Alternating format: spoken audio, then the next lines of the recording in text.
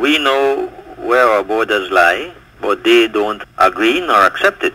So that is something that must be addressed. We are neighbors. None of us can go anywhere. We will not go anywhere. So it is a vexing issue, but it's something that has to be addressed somehow. For many years, decades, we have been trying to find some sort of peaceful settlement, and it has eluded us over all these years.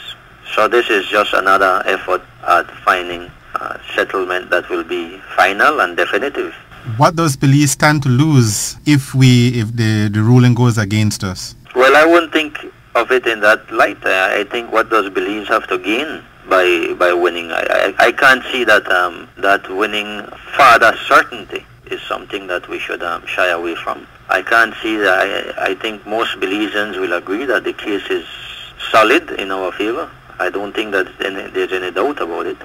And if people have doubts, I think that's part of what the education campaign will also address, no? Now, this referendum will take place simultaneously. What if Belizeans say no and Guatemalans say yes? Well, I won't want to get into that kind of speculative discussion.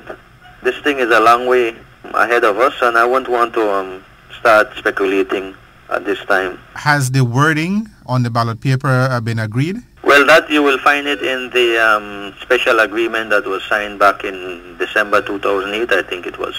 It's very clear what the question should be, and that is what should appear, as far as we're concerned. That you're talking about the compromise? Yes, the special agreement, compromise.